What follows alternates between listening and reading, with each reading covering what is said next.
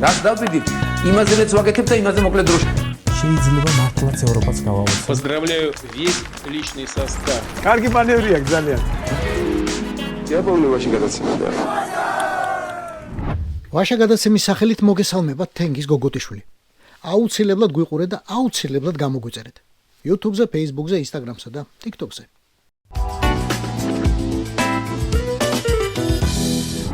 რის ეშინია პროჭორილოს ყველაზე მეტად. 1. ვინმემ საკუთარი ქვეყნის დასაცავად ჯარში არ გაიწვიოს და ხელში არ დააჭერინოს ავტომატი. და მეორე. ვინმემ არ გაათხოვოს და ხელში არ დააჭერინოს რაღაც სხვა. ამისკენაა მიმართული მთელი პროჭორილური პროპაგანდა და მეტი საფრთხე არ იციან.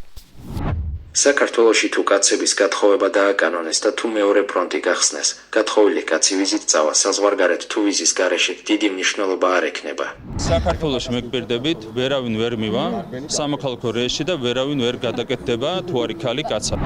კი, ჩემო ლეგიტიმურო. აი, მაგ ყულულებით რომ ხედავენ ევროპაში, ეგრევე იწყებენ ფიქრს როგორ გაგათხოვონ. ხედავდნენ, აწი რაღაც გნახავენ აგიჭედეს კარი. როგორც შენ აუჭედე გულისკარი და არც ერთი კაცი არ შეუშვი ბრიუსელიდან. არა, ოჩახ რომ არ გათხოვდი. ცდუნება ალბათ დიდი იყო. ოქროს კოშკებს კპირდებოდნენ, მაგრამ არ დანებდი. აფერუმ. შენი ამბავი გასაგებია, მაგრამ იმ ხალხს მინდა ვკითხო, ვისაც ჯერ კიდევ უშვებენ ევროპაში. ჯერ კიდევ. ხალხო, ამ ევროპებში რომ დადიხართ, თვალები ხომ იგაქვთ? ხომ გინახავთ, რა ლამაზი გოგონები ყავთ? მოულილი, მოხდენილი, თავისუფალი, განათლებული. და აი, ამისთანა ქალების პატრონ კაცს. ვის და რატომ უნდა მოუნდეს მაინც და მაინც გურა მაჭარაშულზე იქორწინოს თან ძალდატანებით. აი, როცა არ უნდა მაჭარაშულს რა. ხო რავი, უარზე ვარო, ასე ამბობს. პაპუაშულზე ვინ და რატომ უნდა იქორწინოს ძალდატანებით. ვოლსკიზე, შარმანაშულზე, შალავარამიშულზე, შათირიშულზე, დიტო სამხარაძეზე, გენო პეტრიაშულზე, ბოჟაძეზე. აი ამაზე გვარს არ დავასახელებ. ან ამაზე, ვერ დავასახელებ გვარს, არ ვიცი და არც მაინტერესებს. იმათაც ხომ იციან იმ ევროპელმა კაცებმა, რომ ეს ქართველი კაცები, რომლებიც ყოველდღე ხედავენ ამას, აი ამას. შვედი, ესპანელი, იტალიელი თუ ხორვატი კაცებისგან ამის დამნახავების საერთოდ არ გაიხედავენ. ხო და მაშინ გათხოვება კი არ უნდა მოგვახვიონ თავს, ჩვენ ქართულ მამრებს, არამედ ძალით უნდა მოგვიტაცონ, როგორც ლეკები იტაცებდნენ ქართულ ქალებს ოდესღაც. სხვა არაფერი არ დარჩენიათ უბრალოდ. ხო და ჩამოყვეთ ახლა იმავე სიას თავიდან. ეს მაჭარაშვილი ლავანი მოსატაცებელია. პაპუაშვილი, ვოლსკი, შარმანაშვილი, შალავარამიშვილი, შათირიშვილი, ბოჟაძე, სამხარაძე. აი ეს გვარს არ დავასახელებ. ან ეს ვერ დავასახელებ მეთქი გვარს ხო გითხარით? არ ვიცი და არც მაინტერესებს. და კაი, ეგენი ყველანი მოიტაცე და გაყიდე სტამბოლის ბაზარში ან ცოლად მოიყვანე. აი, გენო პეტრიაშვილს რას უპირებ? მაგის მომტაცებელი რომელი ხართ ერთი. აი, ამიტომ არ მეშინია მაგ ევროპების და ამიტომ ვერ მოგვერევიან.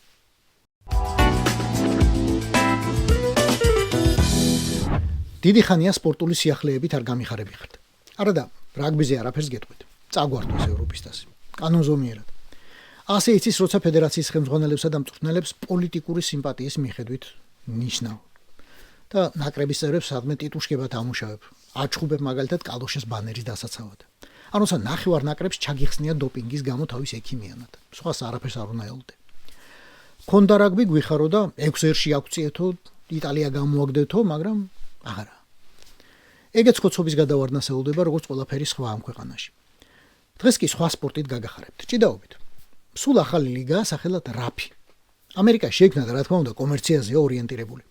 ერთ წელიწადში მოახერხა იმდენი, რომ მოიწვია ჰენრი სეხუდო მაგალითად, რომელსაც 18 აპრილს შედაობა აქვს მერაბ დვალიშვილთან. ველოდებით. მაგრამ მერაბ მანქანის სიახლეებით ახლა არ გაგახარებთ. ამჯერად უნდა გაუწყოთ, რომ ამ ლიგასთან რაფთან კონტრაქტი გააფორმა ყოფილმა ოლიმპიურმა ჩემპიონმა ლადო ხინჩეგაშვილმა და 28 მარტს პირველად იჭიდაებს ვინმე ბობ ბასეტთან. ეს ბასეტი 19 წლისაა და შეერთებული შტატების ქვემსუბუქი წონის თავისუფალ მოჭიდავეთა ათეულში შედის. პერსპექტიული ბიჭია ვამბობენ. ახლა ყოფილი ოლიმპიური ჩემპიონის გამოყვანა ნებისმიერ ხალიჩაზე, ნებისმიერი შეჯებრისთვის დიდი პრესტიჟის საქმეა. ამიტომ გასაგებია რისთვის დაჭირდათ იმათ ხინჩეგაშვილი. ყოფილ ჩემპიონ ხინჩეგაშვილს რისთვის დაჭირდებოდა ეს კონტრაქტი, ასევე გასაგებია. რაფში როგორც ამბობენ, ჰონორარებად მრავალნულიან რიცხვებს უწერენ. მაგრამ მე უარს ვამბობ გავიგო, რისთვის ჭირდება კონტრაქტი კაცს, რომელიც თავს პარლამენტის წევრს უწოდებს. და აქ მხოლოდ 14000-იან ყოველთვიურ ხილფასა და სხვა პრივილეგიებზე არ მაქვს საუბარი, რომელიც მოყვება ამ საქმეს. საუბარი მაქვს პარლამენტის წევრის საქმეზე. პარლამენტში საქმე გამოგელია ლეგიტიმურო. განათლების დამანგრეველ რეფორმას რომ განიხილავდი ჭკვიანი სახით, რამდენადაც გამოგდის. და ბოლოს ეს სიმახინჯე რომ დაამტკიცეთ. მაგით დასრულდა შენი მოვალეობა. ამ ხელა deep state-ი გვებძვის. მამული განსაცდელშია. კაცების გათხოვებას გვაძალებენ და რა გეჭიდავება ბიჭო. ამერიკაში ჭიდაობა ხო წარმოგიდგენიათ. ერთ მხარეს ფრენას 24 საათი, მეორე მხარეს 24. ეს უკვე 2 დღე. მერე ტრაპიდან ხوار ეკვეთები ახლა იმ ვიღაცას. რამდენიმე დღე აკლიმატიზაციისთვის გჭირდება ვარჯიშისთვის. თუ რამე დაგიზიანა და მერე საავადმყოფოში უნდა გაატარო კიდე რამდენიმე დღე. ჩამოხვალ და მაინც შრომის უნარო ხარ. გადიხარ ბიულეტენზე. და გვაქვს ჩვენ მაგის ფუფუნება? გვაქვს ფუფუნება რომ ამისთანა კადრი დეპუტატი ხინჩეგაშვილი ინტელექტის, სოდნის, ანალიზისა და სათნოების ტიტანი რამე სხვა საქმეზე მოვაცდინოთ გარდა კანონშემოქმედებისა. პასუხია არა. ცალსახად არა. და ეგეც არ იყოს ამ ხინჩეგაშვილს ვეკითხები ახლა. შენ არ იყავი კანონი რომ მიიღო ადამიანს მეორე სამსახურში მუშაობის უფლება აღარ აქვს. და იქვე ჩაწერა პედაგოგიური თუ შემოქმედებითი მუშაობის გარდა. მაგრამ ეგეც მხოლოდ ხელმძღვანელის თანხმობით. არა, შენ რას დააჭირე ხილაკს რომელსაც კითხეს. ხო და ახლა გეკითხები შენ. ამერიკაში ჭიდაობა პედაგოგობაა თუ ხელოვნება? და რომელი უფროსის თანხმობა გაქვს? შალვა პაპუაშვილის წერილი გიჭირავს ნებას ვრთავ იჭიდაოსო? ნებას ვრთავ მოწყდეს კანონშემოქმედებას და 2 კაპიკი შეიტანოს ოჯახშიო? თან ინგლისურად. ნოტარიულად ამოწმებული. თუ კანცელარიის ბეჭდით. და მაგის ჯანი არ იყოს. მე ამერიკაში ნაშოვნი ფული რომ უცხოეთიდან მიღებული დაფინანსება გამოგდის. იქიდან ფულს ჩაგირიცხავენ და როგორც კი ფეხს მიადგა მაგ პარლამენტში ან ხმას ამოიღებ და რამე სიტყვი პოლიტიკაზე, თუნდაც ასეც. ჩატარდება ტურისტული პოტენციალის მქონე მეურნეობის კვლევა. უკაცრავად ნამდვილად ცოტა აუღელვდი ამდენ ხალხს რო უყურებდა ესეთ საპასუხისგებლო საქმეს რო დავადექით და ახალი სარეკრეაციო სივრცეები. ესპანეთის ბევრ ქალაქში სოფლებში წყალი არ არის. ერთ-ერთი ძირითადი პრობლემა აქვს, რომ სოფლებში წყალი საერთოდ არ არის. მე იმას არ გეუბნები, ომკანს მოუშვებ. ხო, ძალიან ბევრ სოფელში ესპანეთის ეს. გერმანიაში როგორც იტალიაში. ევროკავშირში შევად, კარგათაც ვიქნები და აქეთაც დაგვიძახება, რომ ცოტა ადრე ხوار გინდათ მოსვლა მოდით. მორჩა უკვე უცხოეთის აგენტი ხარ. გავლენის თუ ჯანდაბის, მაგრამ აგენტი. პირველ ჯერზე ჯარიმა, მეორეზე ვირი საბანო. აბა როგორ გინდა ძმისაო? შენ მიღებული კანონები და გვაჩვენე რა ბიჭი ხარ მათ შესრულებაში. ტატამია ეგ, ტატამი.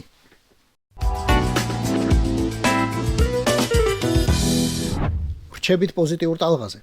ქართულ მილიარდერთა სიაში იმას გადაასწრო ამან. ეს არის მიხეილ ლომთაძე, ყაზახი. არა, ქართველი, მაგრამ ფული ყაზახეთში შოა. 2026 წელს Forbes-ის მონაცემებით უკვე 6 მილიარდი აქვს. ამისაკი თუ, ისე კარგად გადამალა რომ აწი ჰააგის ტრიბუნალი თუ იპოვის. ლომთაძემ ბოლო დროს ბიზნესი გადაჭიმა თურქეთზეც. იყიდა საფეხბურთო კლუბები თავად ყაზახეთსა და ინგლისში, Wyckoff Wanderers. ინვესტიცია უნდა ჩადოს და ახალი ბექემები აგზარდოს. My parents really had to work really hard, but ჩემი მშობლები ბევრს მუშაობდნენ, მაგრამ მთელი ფული ჩვენს განათლებაზე იხარჯებოდა. მუდმივად მყავდა რეპეტიტორები მათემატიკაში, ფიზიკაში, ინგლისურში. საჭმელი მაგიდაზე არ ჰქონდა, მაგრამ მყავდა მასწავლებელი. მე ორად იტანსაცმელი მეცვა, მაგრამ მყავდა მასწავლებელი. but I always had a teacher. რა ბიზნესი აქვს მიხეილ ლომთაძეს? ჰოლდინგი კასპი. არა, ის კასპი არა, გეი ქორწინებები რო აგზავნეს და ცემენტის პლერში რო იხრჯობა. კასპი როგორც კასპია. სხვა.